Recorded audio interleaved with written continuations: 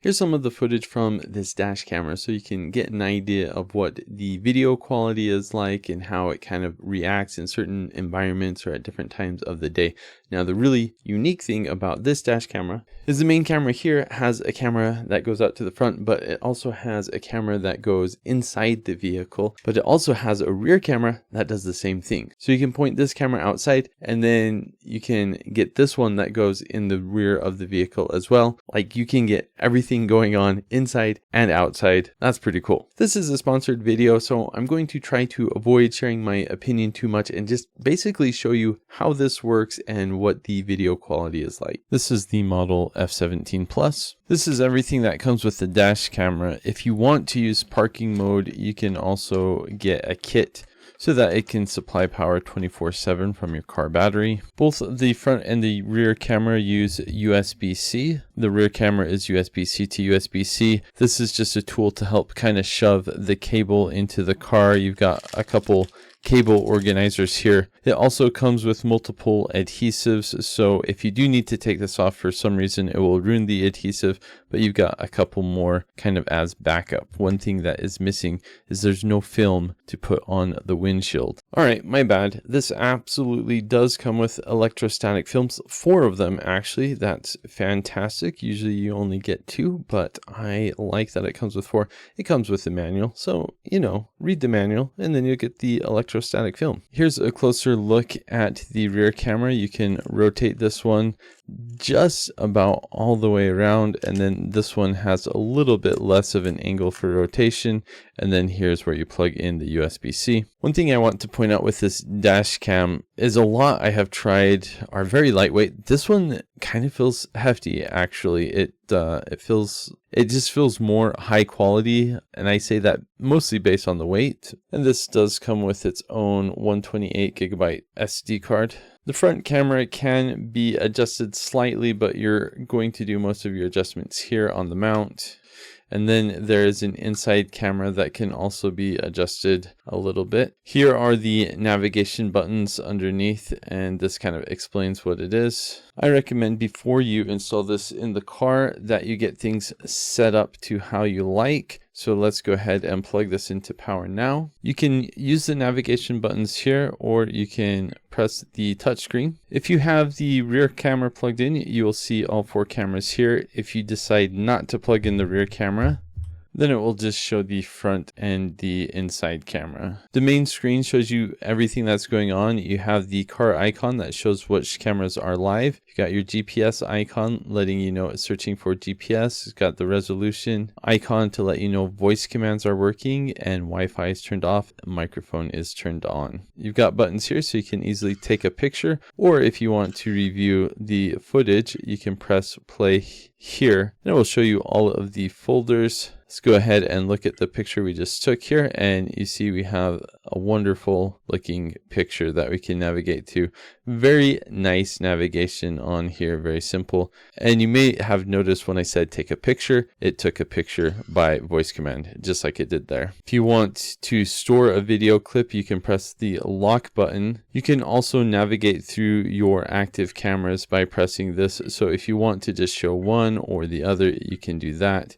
Let me show you some of the settings. The main setting you'll want to be aware of is the resolution. So we've got 2.7K all the way down to 1080p by 1080p. You'd want to use the lower resolution if you want to save more clips to your SD card. If you don't need to save a lot to the SD card, then you can go with the higher resolution. Just be aware with the higher resolution, it's going to override itself faster as the files will be larger. You can change the intervals for the loop recording, sensitivity for the G sensor. You can set fatigue reminders. If you want to use the app, you can turn on Wi-Fi. We'll do that in just a bit. I won't go over all the functions, but you can look and see what is there. I do like having voice control, and you can come here to see what commands are available. So just as I showed before, you can say take a picture, it will take a picture, or you can easily show whichever camera you want to just by doing a voice command. This does have parking mode if you have the hardware kit installed. The date stamp is on by default, as is the speed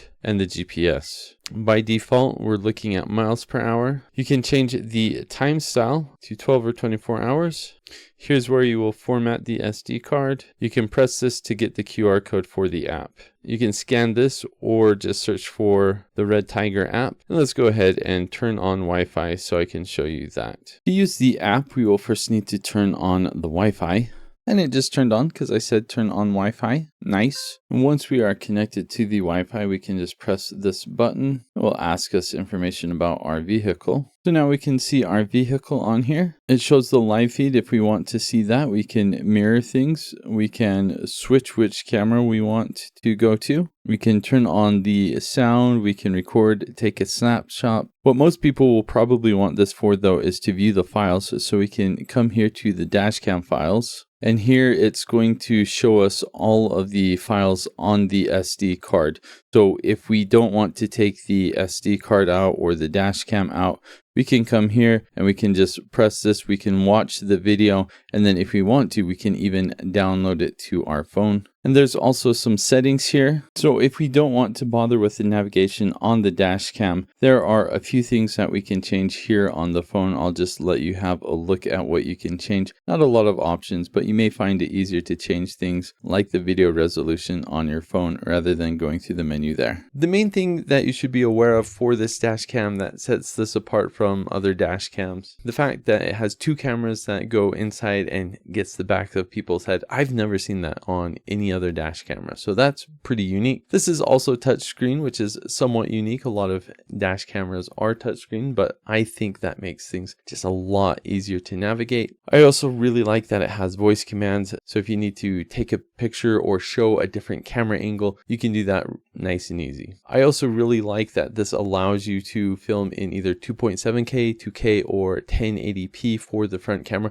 A lot of dash cams don't give you that option, so you're recording at the highest resolution, especially when you're recording 4 cameras at the same time. That really fills up an SD card really quick. So if you're going on a long trip, you might come back and say, oh, I wanted to get the footage of the beginning of the trip. You get the SD card out and you realize that it has already overwritten itself. And speaking of the resolution and the video quality, I'm just going to show you a bunch of examples that I took from this dash camera so you can see what every camera looks like and you can see how it looks in different situations. I've used several REDTIGER dash cams. I've always been really impressed with the quality of the video footage. I showed you before all the settings and how to set this up. I think it's pretty simple. As far as the actual installation goes, it's going to be slightly different for every vehicle, but the important thing is you get the electrostatic film, you put that on there first, and then after you have that on, then you can take the cover off the adhesive and then just stick it right on there. And that's basically it, other than the cable management, which again, that's going to be different for each vehicle. But I do appreciate that it uses USB-C to USB-C. It's kind of a nice standard. So if you ever end up getting another dash cam in the future, then you'll probably be able to use the same cable. I've done that many times, so I like that it has USB-C. And in fact, I already had USB-C in my van, so I didn't have to use the cable this came with. I just plugged it into what was already there. Another nice thing about this is you can easily and quickly remove it. If you just want to slide it out, you can do that. So if you want to take the camera out while you're